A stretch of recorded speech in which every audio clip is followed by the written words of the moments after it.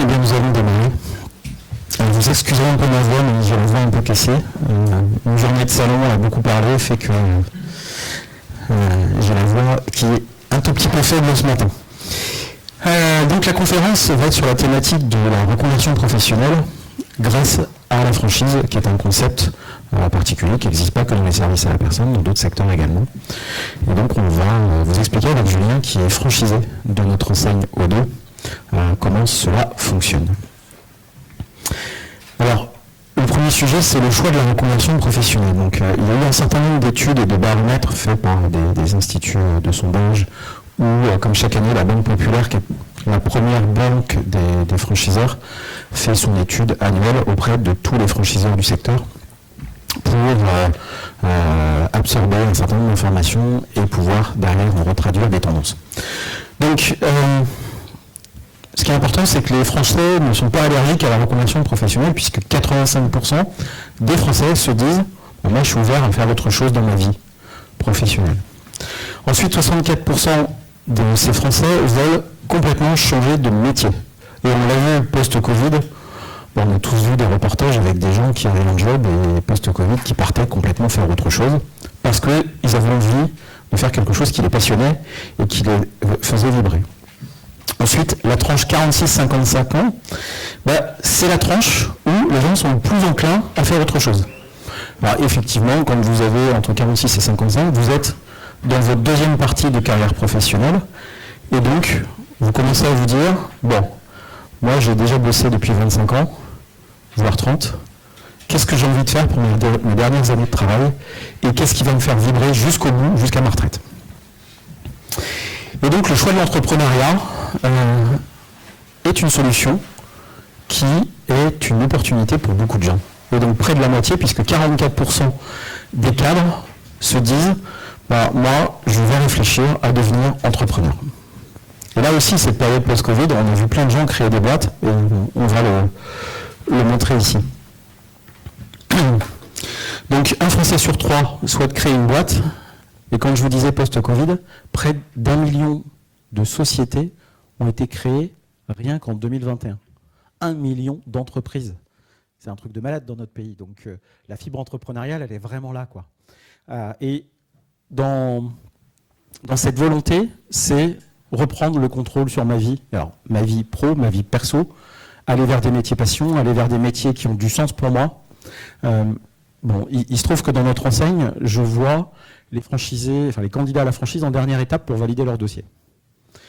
Et je crois qu'il n'y en a pas un qui, en plusieurs années, ne m'ait pas dit voilà, je trouve plus de sens dans mon métier, les services à la personne, ça me parle, parce que j'ai vécu un truc personnel avec quelqu'un de la famille, mes parents, et donc j'ai approché ce secteur-là via des proches. J'ai trouvé que c'était formidable, que ça avait beaucoup de sens, et donc je vais entamer mes reconversions professionnelles, et c'est pour ça que je viens vous voir. Alors, le choix de la franchise. Donc, 4 Français sur 10 aimeraient créer leur entreprise et souhaitent le faire en franchise. Alors évidemment, et on va en parler, et je laisserai aussi Julien tout à l'heure en parler, la franchise, ça a des choses qui sont assez sécurisantes. 1 sur 2 de ces personnes qui veulent créer une société en franchise veulent le faire dans un métier qui n'était pas le sien avant. Et dans nos franchisés, on en a près de 200 franchisés, j'ai quasiment personne qui était dans le secteur des services à la personne avant. Et vous verrez tout à l'heure, on a une diapo, et c'est très, très hétérogène. Les gens viennent de tout type de secteur et se retrouvent ici, dans cette branche du SAP, parce que ça leur parle, parce que c'est un métier qui a du sens. Alors, 9 franchisés sur 10 recommandent le modèle de la franchise. Alors vous me direz, évidemment, ils ont investi en franchise, donc peut-être qu'ils sont plus tendance à le recommander. Mais je pense que s'ils n'y trouvaient pas leur compte, parce que leur boîte ne marchait pas, ils ne seraient pas aussi vindicatifs, avec 90% à plébisciter le fait de s'engager en franchise quand on veut créer une boîte. Et bien évidemment, lorsque vous engagez dans un nouveau secteur, d'où la notion de reconversion, vous apprenez un nouveau métier. Alors, le choix de la franchise, il est assez intéressant. C'est que lorsque vous engagez avec un franchiseur, et là, c'est des statistiques qui ne sont pas que ceux des services à la personne, c'est tout secteur. L'ancienneté moyenne des franchisés, elle est de 13 ans aujourd'hui. Alors, si je prends chez O2, on est sur un contrat de 7 ans, qui est renouvelable évidemment.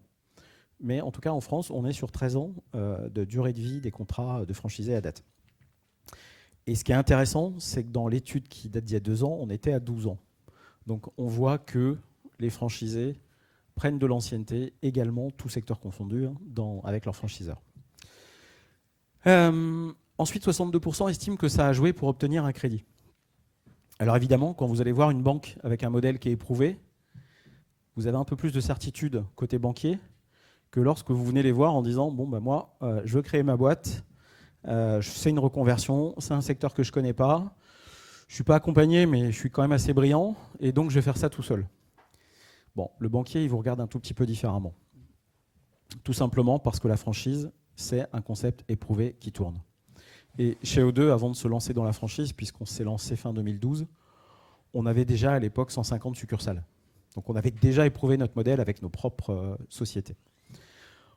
Ensuite, 26% ont déjà plusieurs points de vente au sein du même réseau. Donc quand vous êtes franchisé dans un réseau, beaucoup ont plusieurs agences, donc 26%. Et je vois dans notre entreprise, je vous disais qu'on a 200 franchises, et j'ai déjà une quarantaine de franchisés qui ont plusieurs agences. Et ça va de 2 jusqu'à 5. Alors, la résistance au Covid, ça a été quelque chose qui était un élément très fort. Lorsque vous êtes une enseigne solide, vous avez l'accompagnement du franchiseur avec ses franchisés. Et pendant cette période, je ne crois pas qu'il y ait une journée où on n'était pas en contact entre les équipes du siège, les équipes d'animation franchise et nos franchisés. On était en permanence sur le conseil, sur les évolutions juridiques, parce qu'à ce moment-là, on sortait des décrets par 10 presque tous les jours. Et donc, il y avait une nécessité d'accompagner les franchisés. Vous aviez aussi le chômage partiel. Bah, franchement, la plupart des boîtes, le chômage partiel, elles n'y avaient jamais été confrontées. Donc, quand vous êtes tout seul, à part votre expert comptable, sauf que votre expert comptable, pendant cette période Covid, il était sollicité par tous ses clients. Bon, quand vous êtes chez un franchiseur, il a ses équipes. Chez nous, on a, dans l'enseigne O2, près de 25 juristes entre le droit social et le droit des affaires, qui permettent d'avoir tout ce soutien aux franchisés qui viennent chez nous. Et on a fait une étude post-Covid auprès de nos franchisés sur l'accompagnement dont ils ont bénéficié, et on a obtenu une note de 9,8 sur 10. Donc on n'était pas peu fiers de ce résultat. On n'a lâché aucun franchisé pendant cette période, personne n'a fermé. Et ça, c'était quelque chose qui, pour nous, en tant qu'enseigne, était une vraie fierté de pouvoir se dire que malgré ce Covid, malgré un secteur où il était difficile d'intervenir, parce que dans l'enseigne O2, on ne fait pas que de la dépendance. Le marché de la dépendance a peu souffert de cette période Covid, puisque grosso modo, on maintenait entre 85 et 90% de notre chiffre d'affaires. En revanche, chez nous, on fait bien entendu de la dépendance, mais on fait aussi du ménage et de la garde d'enfants. Et là, ménage et garde d'enfants, on est descendu à 15% de chiffre d'affaires pendant cette période. Et pour autant, l'accompagnement qu'on a fait, on a fait énormément de formations, on a fait plus de 25 000 heures de formation pendant cette période. On a retravaillé nos plannings, travaillé la proximité avec nos salariés. En fait, on s'est lancé dans l'avenir, et donc on a décidé de faire de cette crise une opportunité. Ça a été aussi pour nous l'occasion de faire notre première pub télé. Les gens ne travaillaient pas, ils étaient chez eux, devant la télé, et en plus, à ce moment-là, les régies baissaient les tarifs des publicités, puisque personne ne voulait a priori faire de la publicité à ce moment-là. Donc c'était vraiment pour nous l'occasion de démontrer la force de notre enseigne et la résistance qu'on pouvait avoir dans cette période difficile. Et ce qui est important, c'est que la plupart de ceux qui viennent nous voir pour devenir franchisés étaient salariés. Là, 72%, c'est une stat toute franchise confondue, tout secteur confondu. Si je prends l'enseigne O2, et on a quand même 200 franchises, à part 3 ou 4 personnes, personne n'était chef d'entreprise avant. On était sur des personnes qui étaient toutes salariées et qui se sont engagées dans notre secteur. Alors là, c'est un exemple de Patrick, qui est un franchisé qui a signé récemment et qui a ouvert sur Dax. Donc Patrick, je l'ai rencontré dans son entretien de validation. Lui, il était issu de la grande distribution. Puis, il était devenu formateur en commerce pour un organisme de formation. Et voilà, il s'est engagé dans les services à la personne parce qu'il a vécu une situation personnelle qui lui a parlé. Et dans ce contexte-là, il s'est dit, moi, je me reconvertis complètement et je vais passer d'un job où je suis formateur en commerce à chef d'entreprise dans les services à la personne. Alors, les avantages de la reconversion dans un modèle de franchise. Bon, c'est que la franchise, c'est un modèle gagnant-gagnant. Un bon franchiseur, il ne marche pas qu'avec des droits d'entrée, parce que ça ne dure pas longtemps. Un franchiseur, c'est celui qui est capable d'accompagner dans la durée ses franchisés vers la performance, dans la performance, avec l'objectif de renouveler les contrats.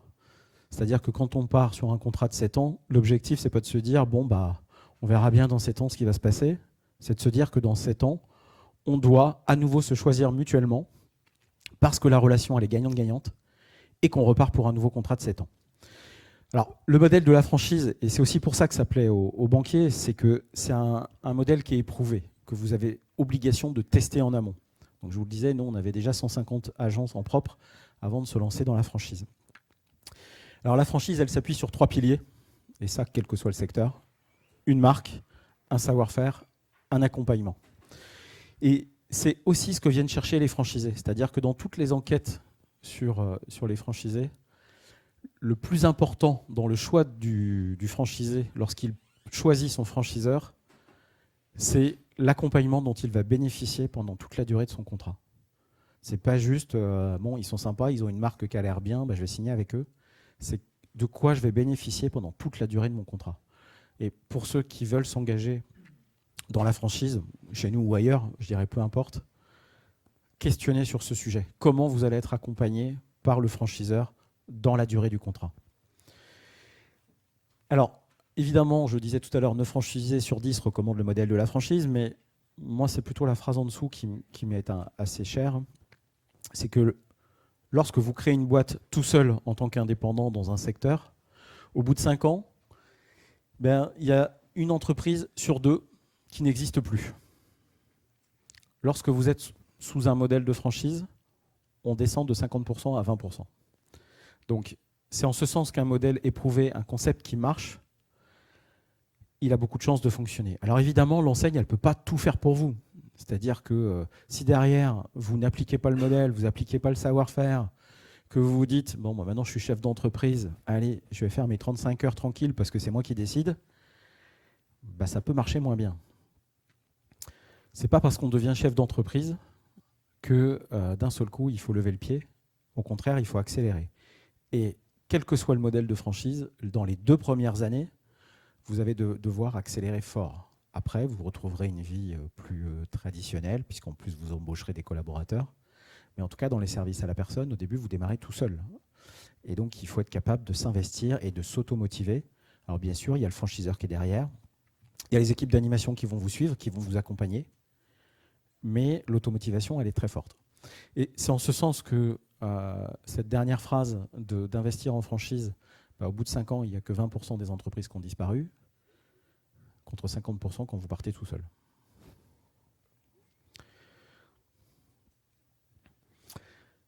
Alors, tout à l'heure, je disais une marque, un savoir-faire, un accompagnement.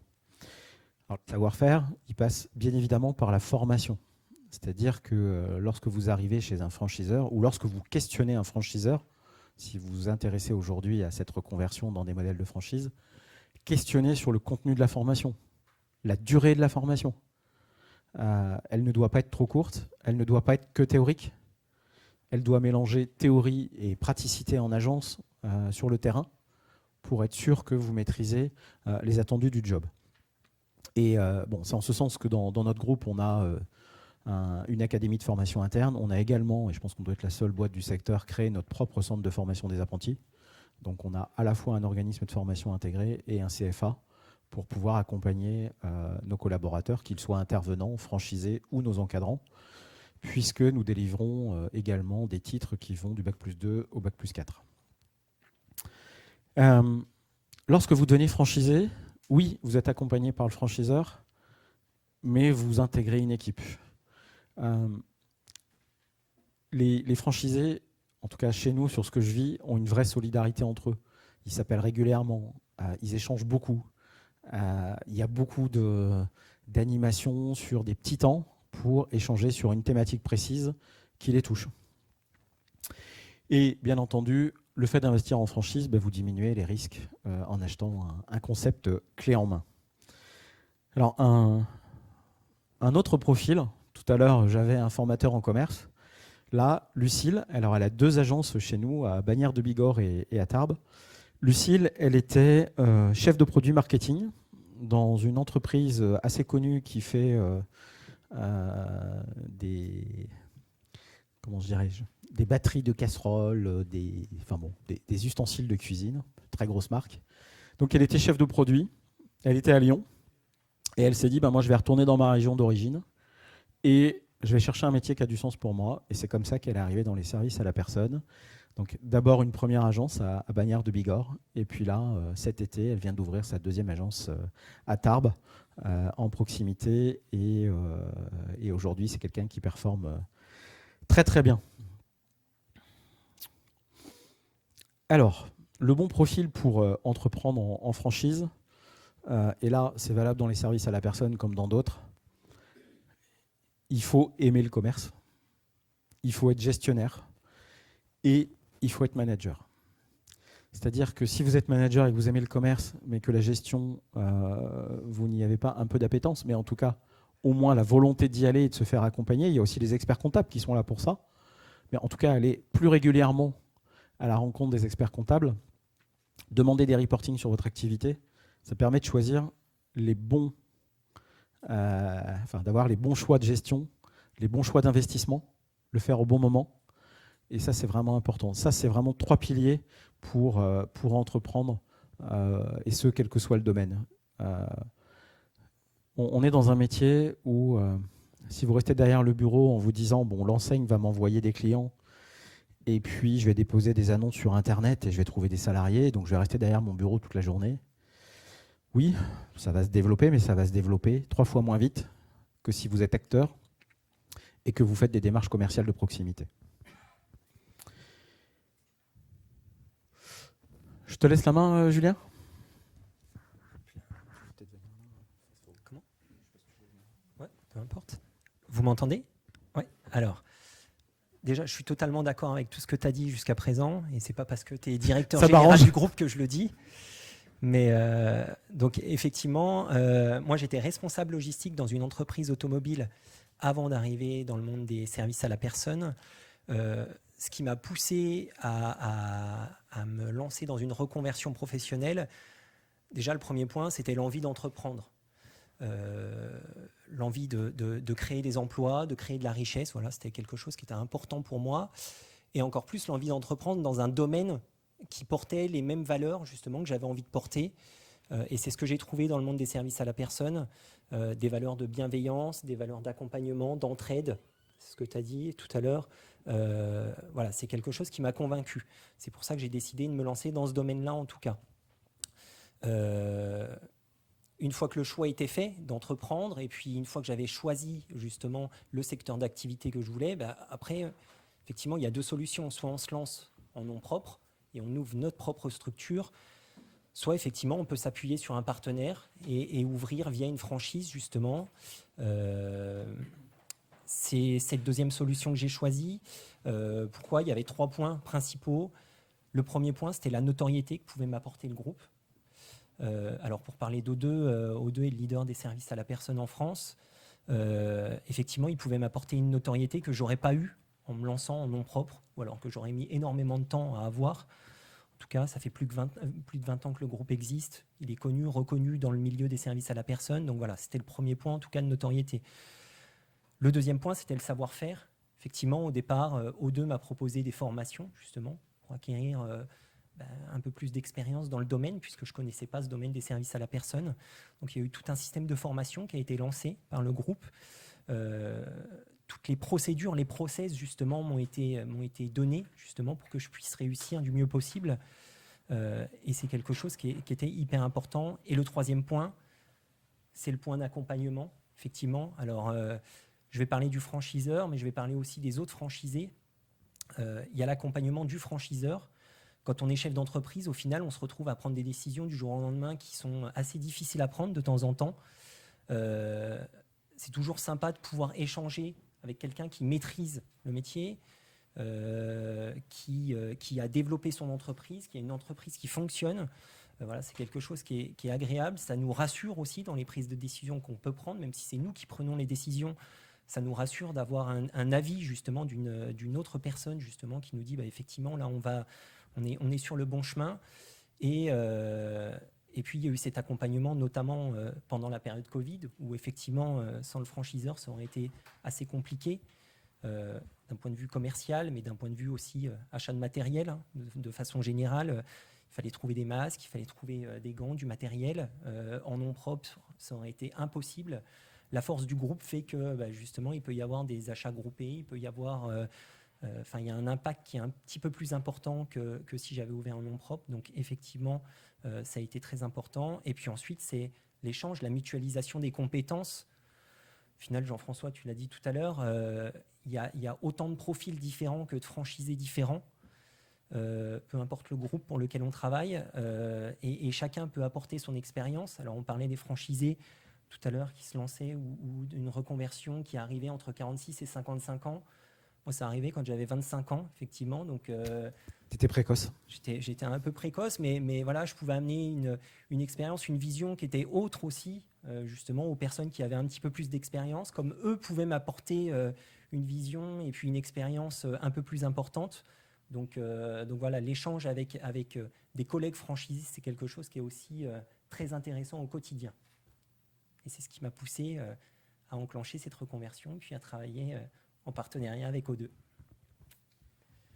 Oui, alors effectivement, on a mis sur cette diapo quelques profils. Et Julien le disait, il y a des profils de tout type. Donc là, on voit une enseignante, un chef de rayon, Julien qui était dans la logistique, des chefs de secteur dans l'agro, un pompier. Mais on a aussi des directeurs financiers, des directeurs de réseau. Bon, j'ai franchement tout type de profil. Des gens qui étaient dans du médico-social, mais pas service à la personne, qui par exemple étaient directeurs d'un EHPAD et qui ne se retrouvaient plus dans ce monde-là et qui ont envie de changer. Donc oui, ça mixe beaucoup de profils.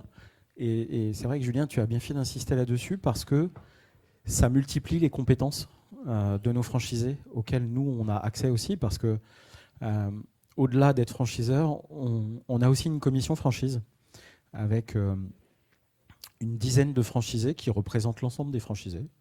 On se réunit une fois de temps en temps pour parler de l'entreprise, de la stratégie, des choses qu'il faut faire évoluer. Et quand vous avez des profils très différents, ils apportent leurs compétences. Et c'est ça aussi la richesse d'un franchiseur, de ne pas avoir que des gens qui viennent tous d'un même monde et qui forcément pensent tous de la même manière. Alors, le financement du projet, tu veux en parler ou j'en parle ? Je le fais. Alors, pour ouvrir une franchise, en tout cas, on parle souvent des droits d'entrée. Et donc, on met un montant sur les droits d'entrée. Maintenant, les droits d'entrée, ça se décompose en plusieurs lignes. Donc, il y a le droit d'enseigne. Le droit d'enseigne, c'est la marque que vous prenez. L'accompagnement. Donc, l'accompagnement, c'est cet accompagnement au démarrage, les semaines d'immersion qui existent, la formation, qui est chez nous aujourd'hui maintenant de 5 semaines, et les outils que nous fournissons, ainsi qu'un kit de démarrage, notamment lié à la prospection commerciale, qui fait partie du package que nous avons. Alors, on est sur un secteur où les apports ne sont pas faramineux par rapport à d'autres secteurs dans la franchise. Le secteur des services à la personne ne nécessite pas un investissement dingue. Alors évidemment, toute proportion gardée en fonction de sa situation personnelle, mais si vous allez en tant que franchisé dans la restauration, on va vous demander entre 300 et 500 000 euros. Alors, je ne parle pas de McDo où là, vous allez devoir mettre 900 000. Mais sur le secteur des SAP, donc nous, en gros, l'ensemble des droits d'entrée représente 46 000 euros. Et le reste, c'est notamment le besoin de trésorerie. Au total, on demande d'avoir 80 000 euros, sachant qu'une bonne partie arrive de prêts bancaires. C'est-à-dire que la plupart de nos franchisés arrivent avec un apport, je dirais, de 15 000 euros. Et après, je laisserai la parole à Julien parce qu'il parlera peut-être de son cursus sur comment il s'est financé. Maintenant, le fait d'être un franchiseur un peu significatif sur le secteur, nous, on a des partenariats avec des banques qui, du coup, connaissent parfaitement le modèle O2 Et donc, quand un candidat à la franchise de chez nous va voir le banquier, enfin, on a plusieurs banques en l'occurrence, forcément, l'écoute, elle est différente. C'est ce que je disais tout à l'heure. Au-delà d'être dans un modèle de franchise, on a ces partenariats bancaires où le banquier connaît parfaitement le budget prévisionnel d'une agence O2, connaît parfaitement la performance du modèle, et forcément, si le BP, le budget prévisionnel, est cohérent, et comme on le revoit avant, c'est sûr qu'il est cohérent, en général, le banquier, si l'apport personnel des 15 000 € que j'évoquais est présent, il suit. Et puis après, il y a tout un tas d'aides qui sont possibles. Et là, je passerai la parole à Julien. Je vais juste parler du fonds de développement WeCare, moi. Le fonds de développement, alors O2 fait partie du groupe WeCare. Donc WeCare, il y a une dizaine de marques. O2 étant la marque principale de ce groupe. Pendant le Covid, on a décidé de créer un fonds de développement dans lequel on a mis des sous, on va dire un fonds d'investissement, pour soutenir les franchisés qui en auraient besoin. Mais au début, on l'avait fait pour soutenir les franchisés qui étaient peut-être en difficulté et donc les aider à passer cette période-là. Bon, il se trouve qu'on n'a pas eu besoin du fonds pour ça. En revanche, on a des franchisés déjà chez nous, premier exemple, qui veulent aller sur une deuxième franchise ou une troisième, sauf que dans la période actuelle, les banques, même si elles sont nos partenaires, elles regardent un peu différemment les projets de création d'entreprise. Tout simplement parce que les taux d'intérêt ont augmenté. Enfin, on le voit à travers l'immobilier où il y a deux dossiers sur 3 qui sont refusés. Et donc, on a créé ce fonds de développement pour participer quelque part au financement de notre franchisé et à lui permettre d'obtenir son prêt bancaire. Ça, c'est pour des franchisés qui sont déjà chez nous, premier exemple. Mais on l'a fait aussi pour d'autres personnes qui étaient externes, en quelles on croyait. Et on a décidé de mettre un peu de sous, alors c'est sous forme de prêt, pour les aider à financer leur projet. Je te laisse la main, Julien, pour toi, comment tu as financé ton projet ? Alors, moi, mon apport personnel pour ce projet-là était de 20 000 €. Et ensuite, j'ai contracté donc, un prêt bancaire et j'ai eu le droit à un prêt d'honneur aussi. Donc, en ce qui concerne le prêt bancaire, peu importe le partenaire devant lequel je me présentais, au final, l'enseigne O2, en tout cas, était connue. Donc, c'était quelque chose, la moitié du travail était fait déjà. Comme tu l'as dit tout à l'heure, le système et puis tout est éprouvé. Donc le banquier sait de quoi on parle. Ensuite, au-delà de ça, il y a quand même un accompagnement qui est fait par O2 au départ dans la rédaction. Alors, c'est nous-mêmes qui le faisons, mais d'un business plan. Mais les chiffres nous sont donnés par O2. Et donc la rédaction de ce business plan avec des chiffres réalistes, justement représentatifs de la réalité, rassure encore plus les partenaires locaux qu'on peut avoir. Et donc effectivement, j'ai contracté un prêt de l'ordre de 50 000 € auprès d'un partenaire bancaire, mais j'ai eu sur 3 partenaires différents auxquels je suis venu présenter mon projet, les 3 avaient donné leur accord. Donc c'est beaucoup plus simple effectivement d'arriver avec un partenaire comme O2, en tout cas un partenaire franchiseur qui est déjà connu, 50% du travail est déjà fait, plutôt que d'arriver en nom propre. En ce qui concerne le prêt d'honneur, c'est un prêt qui avait été délivré, alors pour moi par Initiative Eure-et-Loir. Ce sont des prêts qui sont délivrés, alors un prêt à hauteur de 7 000 € qui sont délivrés dans le cadre de l'installation de l'entreprise en elle-même. C'est-à-dire que le prêt est délivré seulement pour l'achat de matériel, d'accord ? Acheter un ordinateur, acheter des bureaux, des armoires, des choses comme ça. Au départ, quand on vient s'installer, c'est des aides à la création d'entreprise. Et donc, j'ai pu bénéficier justement de ce prêt-là en passant devant une commission et en présentant mon projet un petit peu de la même façon que je l'avais fait justement devant le partenaire bancaire. Oui, dans chaque département, alors soit ça s'appelle réseau initiative, soit ça s'appelle réseau entreprendre. Mais en tout cas, dans chaque département, vous avez une structure comme ça qui fait des prêts d'honneur et qui aide à financer. Et vous passez en général devant ces réseaux avant d'aller voir votre partenaire bancaire parce que ça alimente votre enveloppe pour le prêt à demander à la banque qui, du coup, diminue d'autant. Alors, un exemple d'une franchisée qui a ouvert également récemment en Ile-de-France à Gif-sur-Yvette. Alors Marie-Liane, c'est un parcours un tout petit peu différent de certains franchisés qu'on a. C'est qu'elle était responsable d'une agence O2 avant. En succursale, elle était salariée. Alors on en a une vingtaine dans nos franchisés qui étaient responsables d'agence avant et qui sont devenus chefs d'entreprise. Et donc Marie-Liane, elle est donc arrivée sur une zone où elle n'avait pas forcément tout l'apport personnel pour passer à la banque. Et donc, je vous parlais du fonds de développement qu'on a créé. Donc, on lui a quelque part cofinancé son projet pour qu'elle puisse ouvrir sa franchise.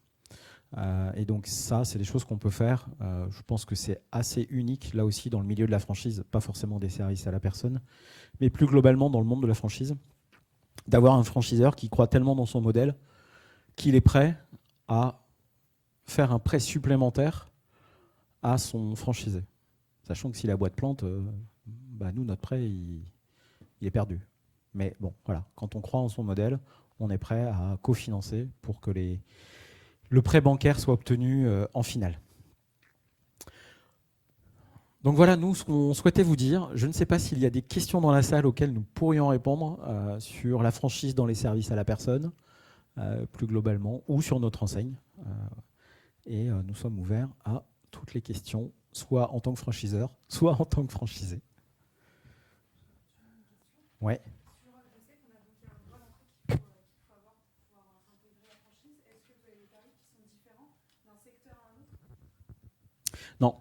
Non, c'est le même tarif partout, tout simplement parce que le modèle, il performe partout.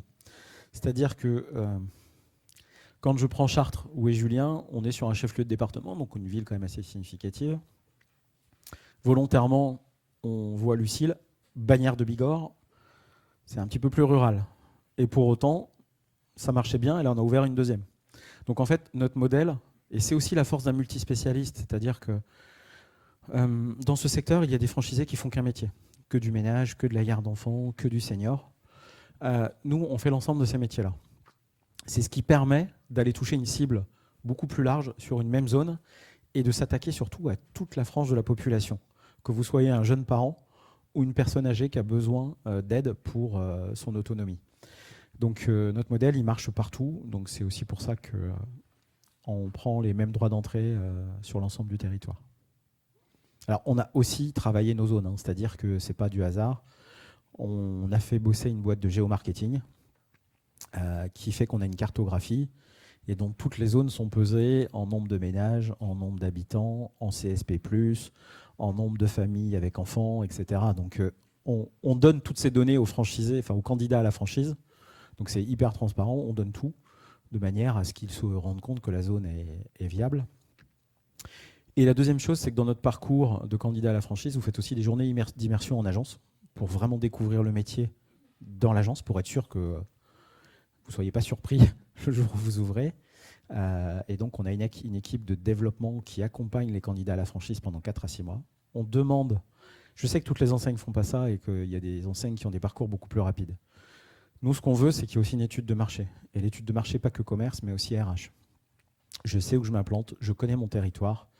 Le budget prévisionnel, oui, on donne un canevas, mais on ne le fait pas à la place du franchisé. On ne donne pas un truc tout fait, signé en bas, parce qu'on veut que le modèle économique soit compris par le candidat à la franchise.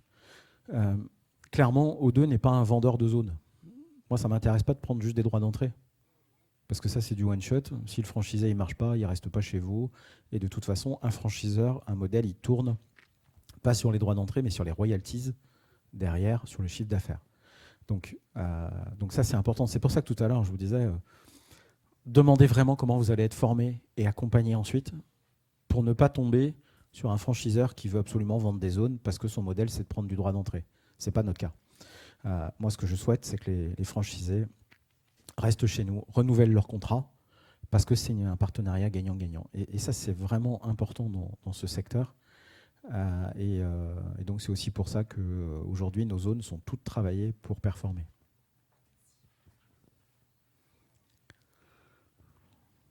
Oui.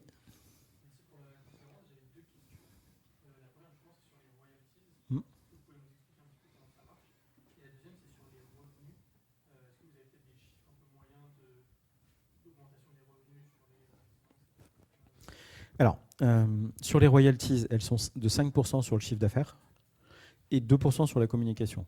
Mais alors les 2%, ça rentre, ça sort, puisqu'on les réinvestit. Et chaque année, on montre ce sur quoi on a investi forcément à nos partenaires. Donc c'est 5 et 2, mais le 2 étant une entrée-sortie. Ensuite, le budget prévisionnel, il est fait pour que normalement une agence qui suit le BP, alors je remonte le film un peu. La plupart de nos candidats à la franchise sont passés par la case Pôle emploi pour se financer pendant 2 ans leur rémunération par Pôle emploi. Donc ils n'ont pas forcément à se rémunérer pendant les 2 premières années. Donc normalement, dans ce contexte-là, au bout de 9 mois, vous arrivez à peu près à l'équilibre. Au bout de 18 mois, vous pouvez vous rémunérer. Alors bien entendu, tout dépend de la croissance que vous avez. Aujourd'hui, je pense que chez toi, tu dois être à peu près entre 800 et 900 000 euros peut-être pas loin du million d'euros d'ailleurs. Quasiment, ouais, 1 million d'euros normalement chiffre cette d'affaires. année. Ouais. Donc voilà, Julien a une agence qui fait aujourd'hui 1 million d'euros de chiffre d'affaires. Donc voilà, ce qui est à peu près la taille de nos succursales aujourd'hui. C'est-à-dire que nos succursales, elles font à peu près toutes, je dirais la moyenne c'est 1 million, la plus grosse elle fait presque 3 millions d'euros.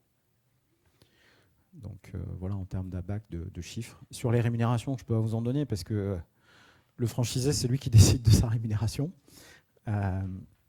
Il y en a qui décident de se rémunérer bas parce qu'il faut en monter des dividendes. Donc tout dépend comment vous vous rémunérez en fait. Et le modèle des SAP a aussi quelques intérêts, enfin des services à la personne a quelques intérêts. C'est que vous avez une agence, donc vous avez un local.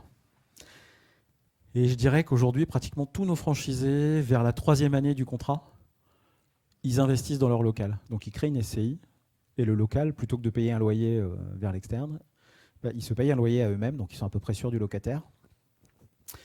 Et derrière, ils créent aussi un patrimoine immobilier en même temps.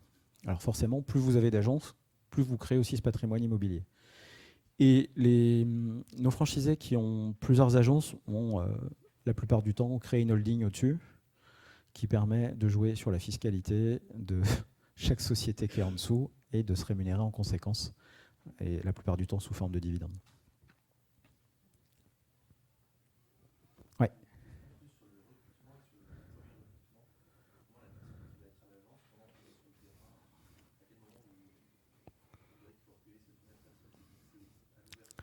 Alors nous, dans le budget prévisionnel, on conseille, alors c'est qu'un conseil, de recruter un encadrant tous les 800 heures. Ouais, alors c'est pour ça que c'est intéressant quand on est tout seul de se dire, tiens, et si je prenais un alternant ? Pour ne pas se retrouver seul. Alors en plus, en ce moment, l'alternance, il ne faut pas prendre un alternant pour prendre un alternant. Il ne faut pas juste que ce soit une hôtesse d'accueil. Il faut que l'alternant, il apporte quelque chose. Mais aujourd'hui, il y a quand même des aides très conséquentes à l'alternance, ce qui fait que l'alternant coûte assez peu d'argent à l'entreprise du fait des aides. Bon, même si le gouvernement va les revoir, bon, de ce que je peux entendre, ils vont baisser un peu les aides, mais ils ne vont pas supprimer. Et donc nous, on conseille à nos partenaires franchisés de prendre un alternant au démarrage. C'est intéressant aussi de pouvoir échanger avec une personne, pour ne pas être seul. Parce que oui, vous avez les autres franchisés, vous vous appelez, vous faites des visios, etc. Oui, vous avez l'animation franchise avec qui vous échangez. Mais quand vous êtes dans votre local, parfois, vous êtes tout seul face à vous-même, sinon. Et comme disait Julien tout à l'heure, il y a parfois des choix à faire de chef d'entreprise. Et même discuter avec une autre personne, même si elle est jeune, ça peut être challengeant parce que rien que d'en parler, ça fait parfois émerger des idées, des contre-indications et se challenger soi-même aussi. Bon, après, dans notre modèle, on accompagne pas mal les franchisés au démarrage. Et je pense que c'est assez unique sur le secteur, c'est que dans nos équipes d'animation franchise, on a une partie de l'équipe qui est dédiée au démarrage. Tout simplement parce qu'un franchisé qui ouvre, il a plus besoin d'accompagnement que Julien qui est là depuis 8 ans, quoi. Ça ne veut pas dire qu'on ne va plus le voir, mais Julien a plus besoin qu'on lui dise la gestion de planning, tu fais comme ça, pour faire une visite, tu fais comme ça, alors que celui qui démarre, il faut qu'on soit plus présent.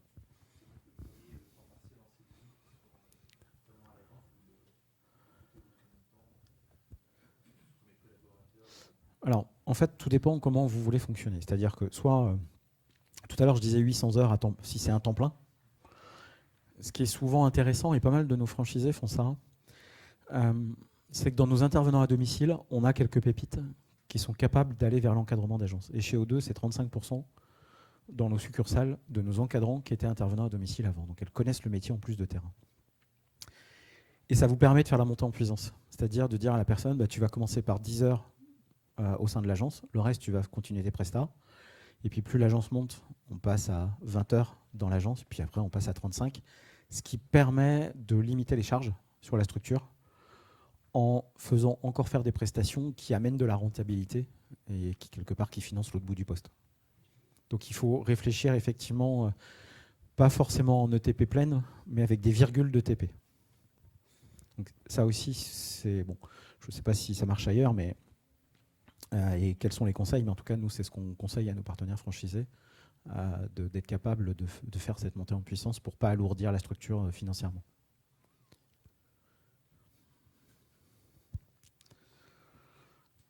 Oui. Et du coup, la première personne qui va sur le terrain, le moment où vous ouvrez, où vous avez vos locaux, etc., et que vous avez la première heure de travail qui est effective,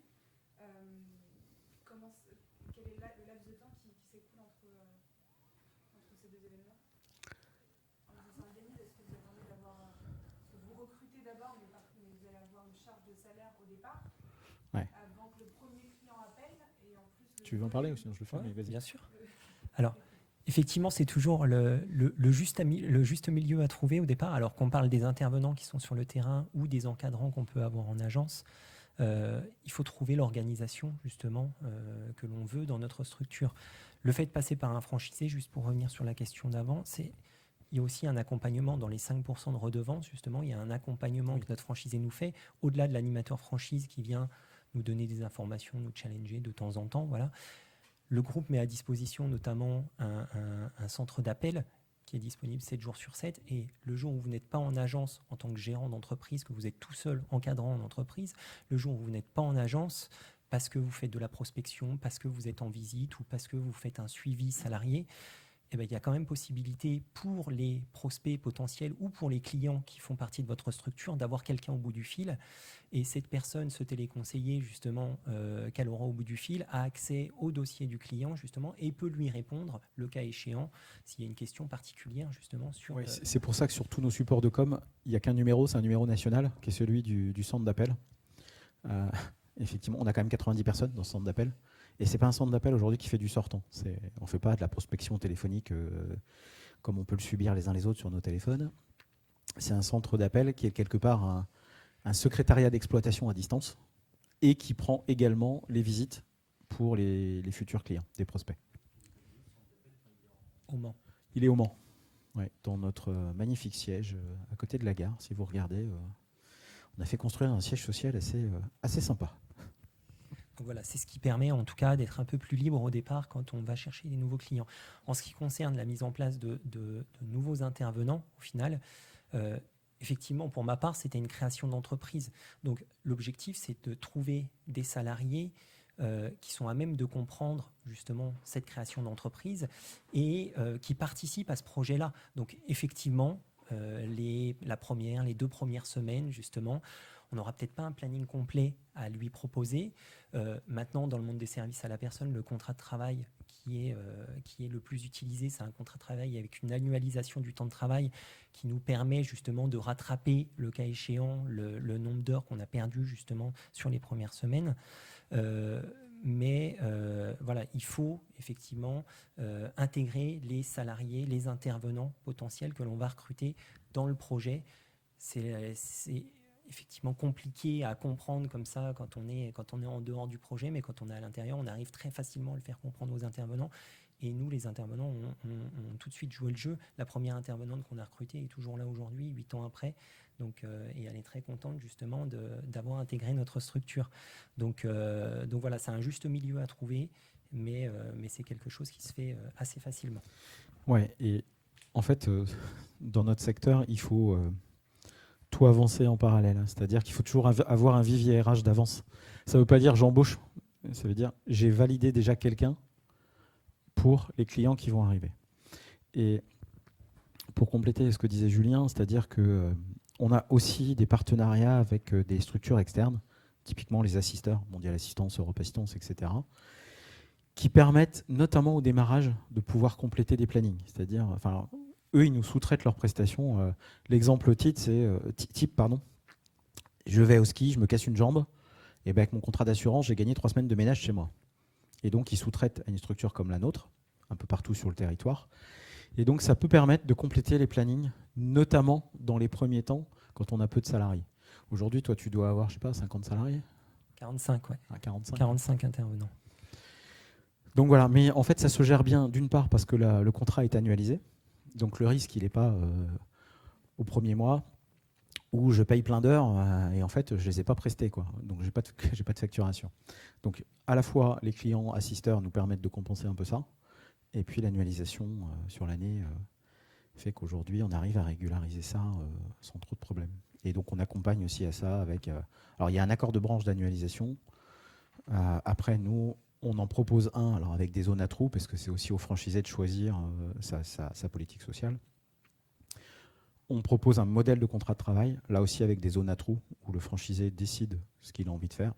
Évidemment, les salaires, ça ne dépend pas de nous, mais du franchisé.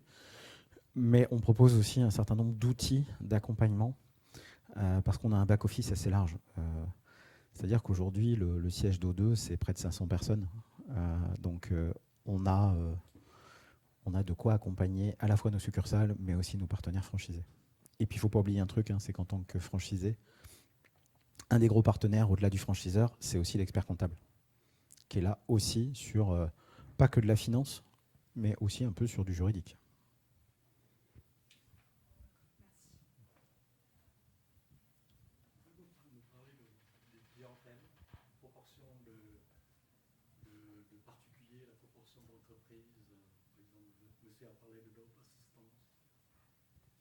La partie assisteur. Bon, la partie assisteur aujourd'hui sur le chiffre d'affaires global d'O2, c'est à peu près 6 à 7%. L'essentiel, c'est les clients particuliers. C'est notre métier au départ. On est sur du service à domicile. Je dirais que les partenaires assisteurs, c'est du complément, justement pour ces périodes de montée en puissance. D'autant plus que pendant beaucoup d'années, les prix étaient assez bas chez les assisteurs. Bon, le marché a un peu changé et là, on a augmenté nos tarifs de quasiment 35% en 2 ans auprès d'eux, justement parce que quand vous avez un peu plus de tension RH, bah sinon, vous dites, moi, vos prestations, je ne les fais plus, je vais plutôt prester chez mes propres clients où ma marge, elle est beaucoup plus intéressante. Donc, ils ont été obligés, quelque part, pas qu'avec nous, mais avec les acteurs du secteur, d'augmenter les tarifs auxquels ils nous achètent ces prestations-là. Sinon, ils avaient un petit problème aussi avec leurs assureurs qui sont leurs clients, quoi. Parce que, et nous qui sommes les clients finaux tous, là, parce que dans tous nos contrats d'assurance, on achète ça. Donc si vous allez voir votre assureur en disant c'est gentil, mais moi j'ai le droit à ça, et personne ne veut venir chez moi, bon, l'assureur il va se retourner vers les assisteurs en disant c'est quoi votre bazar. Donc aujourd'hui, je dirais que le rapport de force il s'est inversé sur ce sujet-là.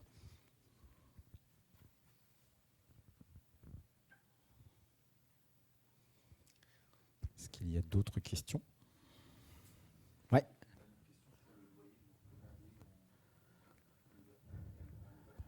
Ouais.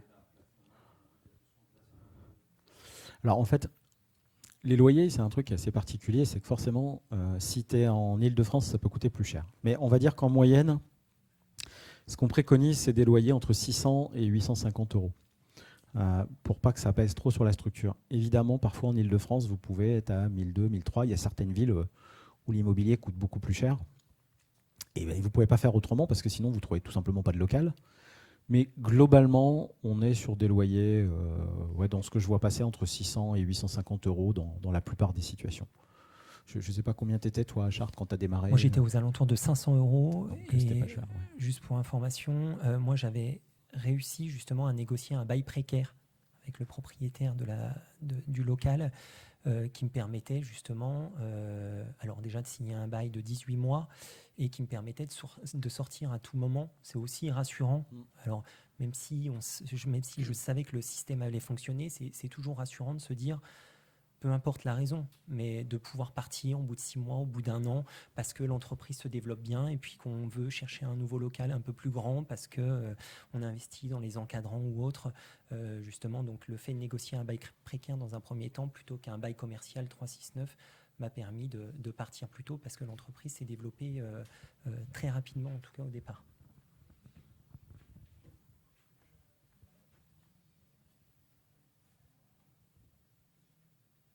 Une dernière question. Ouais.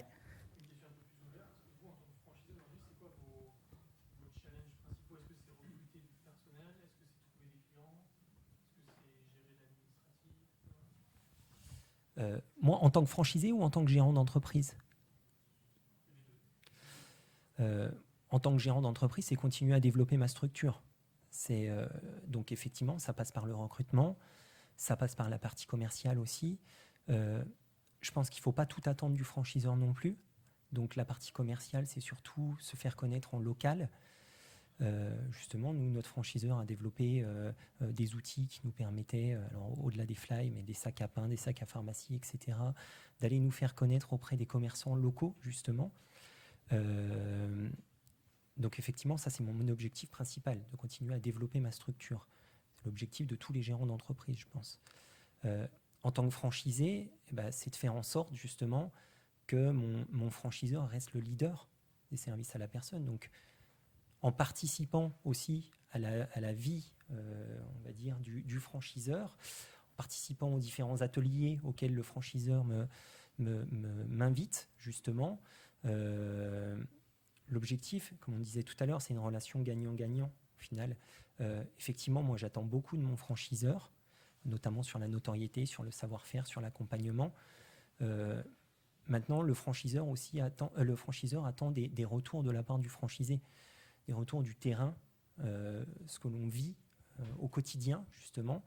Et c'est pour ça qu'il y a beaucoup d'ateliers qui sont mis en place pour qu'on fasse remonter justement tous les points, toutes les petites problématiques auxquelles on peut être confronté, et faire essayer de bouger les choses sur des procédures qui existaient il y a 3 ans, qui fonctionnaient il y a 3 ans, mais qui ne fonctionnent plus aujourd'hui. Donc voilà, l'objectif, c'est de trouver le partenaire franchiseur qui saura être à l'écoute justement et qui saura maintenir, en tout cas pour eux deux, cette place de leader. Après, pour compléter, aujourd'hui, une des préoccupations de nos franchisés, mais de nos succursales aussi, alors toutes les zones ne se valent pas non plus là-dessus, mais c'est le recrutement. Tout à l'heure, quand je disais le recrutement, ça ne se passe pas derrière le bureau en diffusant des annonces sur Internet. Oui, ça en fait partie, c'est une source.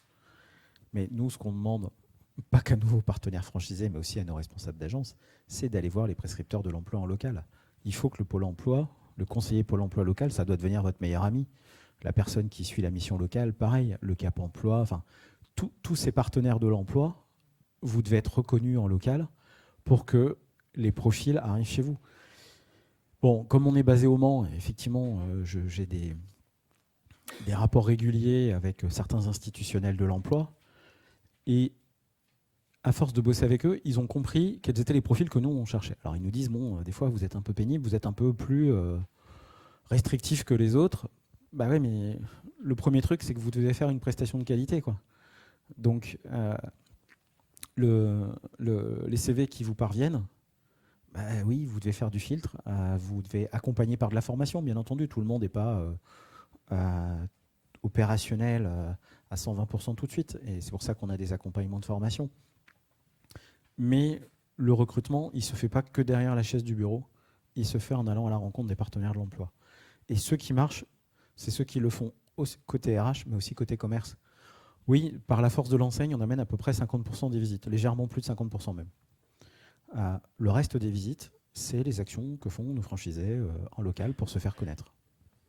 Donc c'est aussi ça le partenariat 360, qu'il soit RH ou commerce, c'est que l'enseigne fait sa partie, mais le franchisé il fait la deuxième. Si le franchisé ne fait pas la deuxième, bah, ça va 2 fois moins vite. Oui.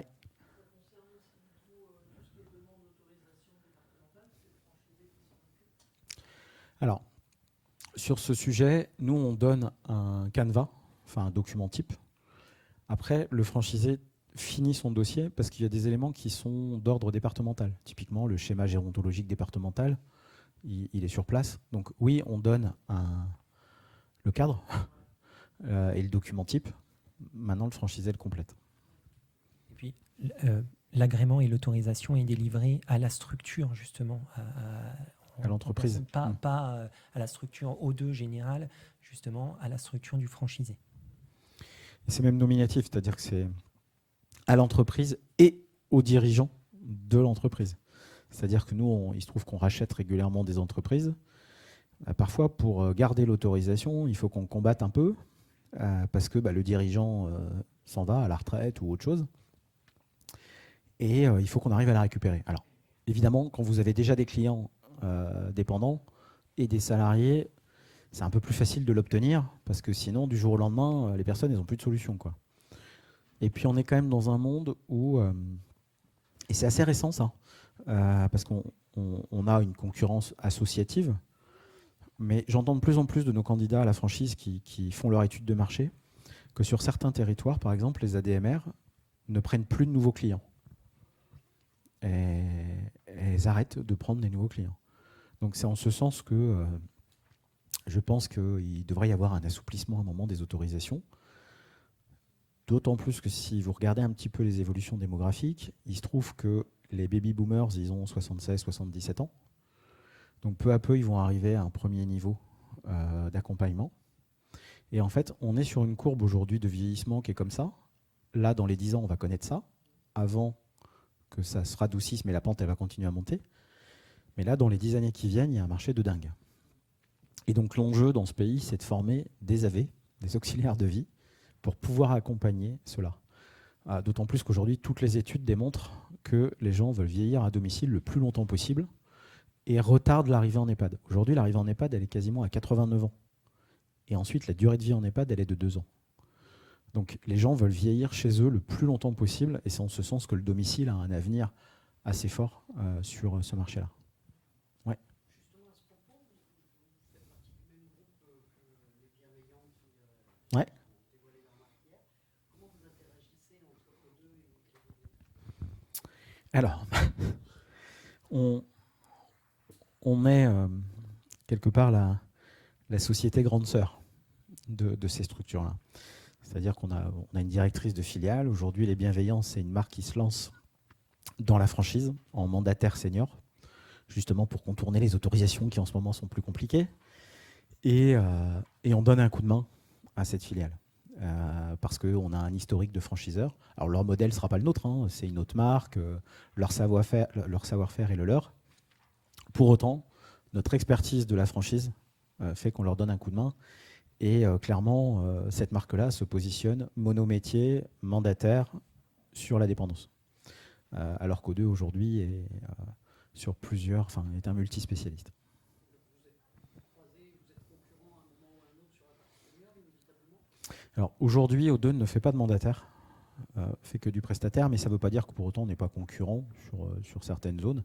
Enfin, encore une fois, aujourd'hui, il y a 2 agences. Et elles sont en Île-de-France, où là, il y a quand même un potentiel de clients qui est assez fou. En fait, le sujet par rapport à la question qui était posée tout à l'heure, je dirais presque que la difficulté en ce moment, c'est pas les clients. On a un volume de visites qui est assez important. Et alors sur le senior, aujourd'hui, vous appelez les prescripteurs type assistante sociale. Si vous les appelez en disant « j'ai de la place dans mes plannings sur des auxiliaires de vie », elles vous envoient des clients le lendemain. Elles ont des listes d'attente. Donc le marché, il est là. Et objectivement, on partage beaucoup de choses. Enfin, il se trouve que, à titre personnel, je représente notre groupe au conseil d'administration d'une fédération patronale. Franchement, on ne se considère même pas comme des concurrents. On se considère comme des confrères qui doivent lutter sur un marché pour faire évoluer la législation, autorisation par exemple, ou le tarif socle, par exemple, sur un autre sujet. Mais tout simplement parce que le marché est tellement énorme que le sujet, il n'est pas le client, en fait. On serait plus concurrent sur du RH. Deuxième question, j'ai vu que vous étiez plutôt dans les départements, enfin arrondissement de Paris, parce que là je parle de Paris, pas au Paris-Centre, il y a une raison précise? Pour O2 ? Alors O2, en fait, non, on a 13 agences, ou 12, je ne sais plus, dans Paris Intramuros, qui sont des succursales historiques, qui ont été ouvertes en 2006-2007. Et donc, le territoire est existant depuis longtemps. Mais il n'y a pas de franchise dessus, effectivement, ce sont des succursales, puisque ça a été notre métier de 1996 à fin 2012. Et donc, on a existé avant de faire de la franchise, et on continue à exister en faisant de la franchise. Et franchement, c'est super intéressant d'avoir des franchisés. Julien le disait à travers des ateliers de fonctionnement. Les franchisés, c'est des chefs d'entreprise, ils jouent avec leur argent. Et forcément, ils réfléchissent à des choses qui peuvent compléter notre modèle. Ou des idées qui fonctionnent sur leur territoire. Et on se dit, bah, effectivement, c'est une idée peut-être qu'il faut tester ailleurs pour voir si ça marche. Et parfois, mes responsables d'agence, ils remontent moins de choses. Alors que le franchisé, bah, moi, je suis pas le hiérarchique de Julien. On est partenaires, on est dans la même enseigne. Et donc, Julien, bah, tout à l'heure, on parlait d'un sujet. Il m'a dit, écoute, il y a une décision. Moi, j'ai une autre analyse. On en discute. Et pardon, je vais tomber. Et du coup, c'est super intéressant. Sujet délicat. Et voilà, ça fait partie des points qu'on a avec nos franchisés. Parce qu'ils sont chefs d'entreprise, ils sont commerçants indépendants. Oui, ils sont chefs d'entreprise sous enseigne. Donc il y a des droits et des obligations, mais qui sont réciproques. Mais on s'écoute. Et l'avantage, c'est qu'avec autant de franchisés, et comme je disais tout à l'heure, surtout qui ont des parcours de vie tellement différents, qu'ils apportent des choses.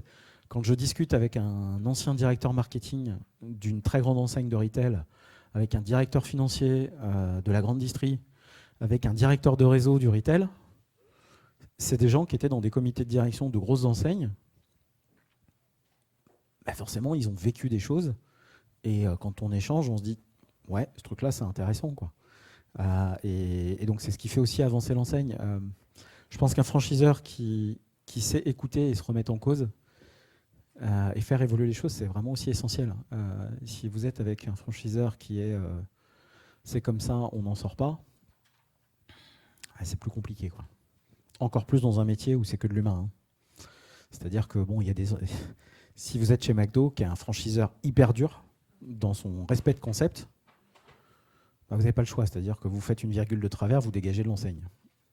Mais vous gagnez tellement d'argent quand vous tenez un McDo que de toute façon, vous respectez et vous ne réfléchissez pas à choisir autre chose. Dans un métier d'humain, tout le monde a des idées pour améliorer des choses. Et c'est aussi ça la richesse de nos échanges.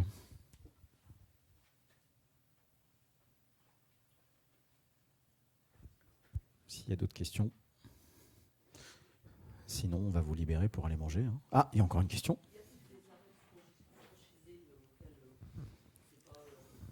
C'est pas leur souhait.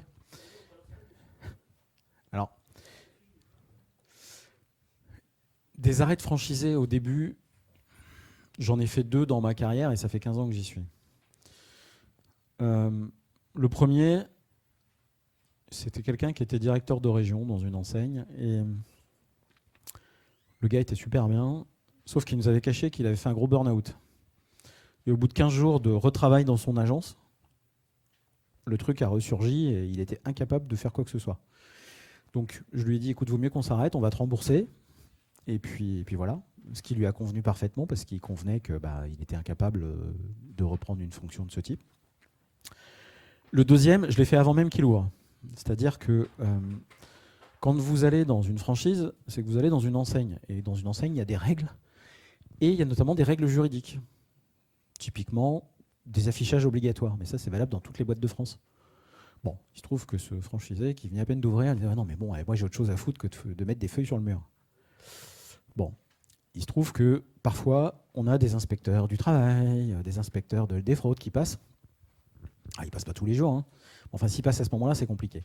Et surtout, je me disais, si déjà on a une problématique sur des affichages obligatoires, je ne sais pas comment vont se passer les 7 ans. Donc, je lui ai expliqué que c'était peut-être mieux qu'on arrête tout de suite, que s'il voulait vivre sa vie dans les SAP, pourquoi pas, mais pas avec nous. Donc, voilà, ça est arrivé 2 fois, donc sur quand même 200 situations, c'est pas beaucoup. Et après, des franchisés qui arrêtent, on en a eu très peu, mais vous avez des situations de gens qui partent à la retraite. On a quelques franchisés qui n'ont pas réussi à ce que ça marche, mais parce que, en fait, je dirais qu'ils n'appliquaient pas le modèle. Ce que je disais tout à l'heure, hein, si vous restez derrière votre bureau en attendant que ça se passe, ça ne passe pas tout seul. Et donc, dans certaines situations, on a racheté ces franchisés-là en succursale, parce que dans nos objectifs, c'est de ne pas laisser tomber ceux qui nous ont fait confiance aussi, même s'ils n'ont pas réussi. On essaie de ne pas les laisser dans une situation trop complexe. Et donc, on a racheté quelques agences, pas beaucoup, Après, j'ai aussi le souvenir d'un franchisé qui avait monté d'autres boîtes à côté, et notamment une boîte qui lui prenait énormément de temps, et donc il nous a dit, écoutez, là, j'ai plus le temps, est-ce que vous pouvez reprendre mon agence? Bon, on l'a fait, c'était une agence qui marchait bien en plus, donc on l'a fait. Voilà. Eh bien, écoutez, je vous souhaite un bon déjeuner.